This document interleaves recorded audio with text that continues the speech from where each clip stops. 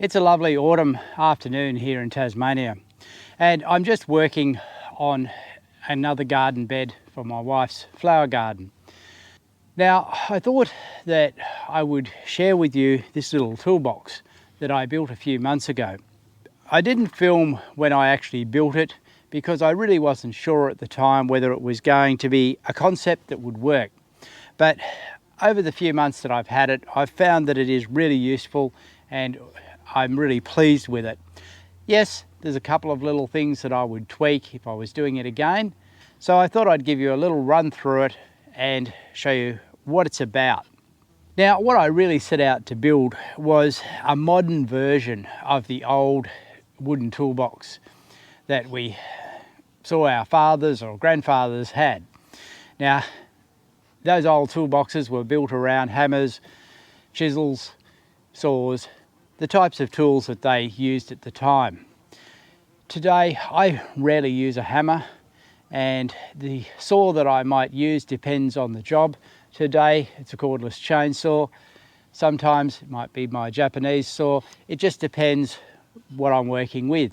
So rather than try and incorporate that into the toolbox, I decided to work around the main tools that I use, and that's cordless drill and cordless driver, and of course all the things that they require. So I really wanted to build a toolbox that worked around them and what they needed. Not too big, reasonably easy to pick up and carry.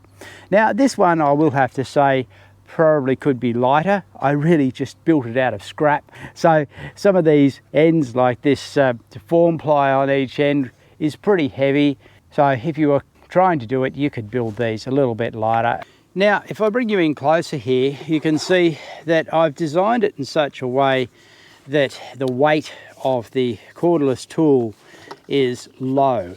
It was my first instinct to try and mount it this way so that I could grab it very easily and bring it out, but that would have meant a much deeper toolbox and it would have brought the weight higher in the box, and that would have not have made it very practical to work with.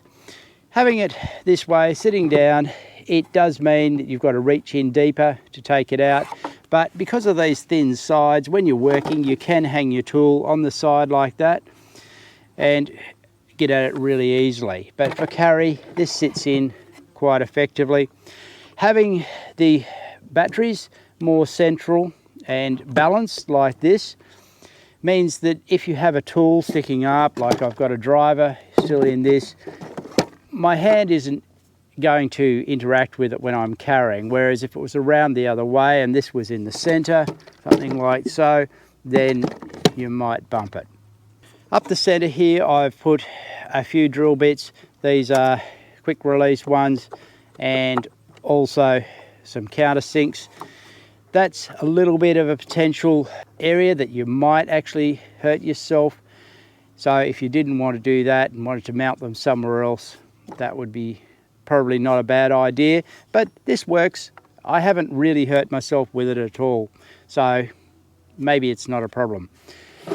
I carry a tape measure. Again, that clips nicely to the side. Sometimes when I'm using it, that might be mounted on the outside too, but for carry, it goes inside there. I've got just a couple of the tools that I use. You'll see a pen and a pencil in this little compartment that I've built up the end. I've got some extra drill bits, a stud finder, a small level, simply because that fitted and it was easy to carry. Now there's space here that I will dump in some extra tools depending on the job that I'm doing. But one of the more important features of this little toolbox was what sits in the bottom of it here, and that is my tray of screws. So in here I've got the main screws that I utilize when I'm doing this type of work or general work around the homestead. If I'm inside doing things in the house, I might need some different screws, but this is the half dozen screws that I use most commonly. I've got some drivers sitting in here as well, so they are available.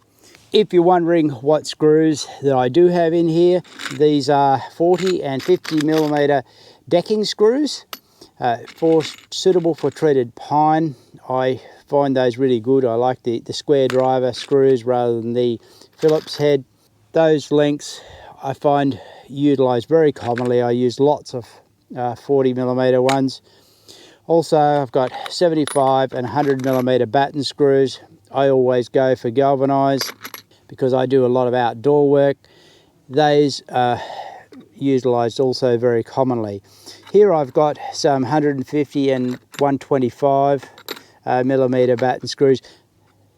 Really, they don't get used very much at all. And up in this one, there's a 75 millimeter wood screw. Occasionally, while these are the same length, you actually want a thinner screw. Other screws that I will often have in here are some button screws. Now, I don't have many at the moment, but do often find myself using 25 millimeter button screws, and occasionally some a little longer. You'll find these are recovered screws. There's some 50 millimeter batten screws, all sorts of things that I might have utilised at some point and taken out, get thrown in there, and every now and again that gets sorted out.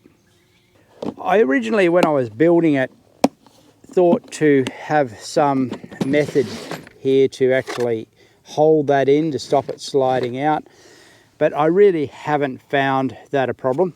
Now, if you're just wondering, it's actually sitting on a piece of wood there, so that's not part of it underneath there. When I carry it, I've not found that that naturally slides out. It sits in really well and you can pull it out. You could make a drawer that's separate, but this was a container that I had already with screws in, and I said, right, I'll build the toolbox to that size. In terms of tools that I would have liked to have incorporated as extras into this, probably the main one is the sliding square, and it's something that I find myself often needing and throwing in some way. You can sit it in here and of course grab it, which is fine, but I was thinking today that it wouldn't hurt to put something down the end there that I could mount it in that way.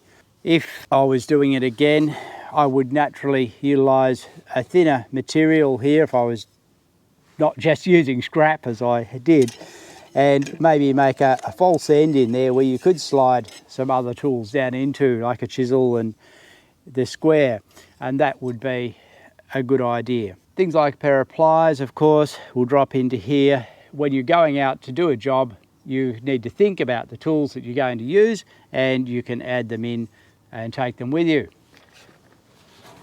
Safety, of course, is really important, and when this is sitting in my shed, it usually has gloves and earmuffs sitting on it. So that's a reminder to me to actually grab those and take them with me. So I thought you might find that interesting, might give you some ideas. To me, one of the best things about this is having those screws ready there and having these major cordless power tools all ready with the basics that they require. And it not being too big. I mean, you can buy lots of plastic toolboxes, or you can build bigger toolboxes that carry everything, but ultimately, do you really need to do that? Hopefully that's been helpful for you and of interest, and I'll be back soon with more videos, probably about gardening rather than tools.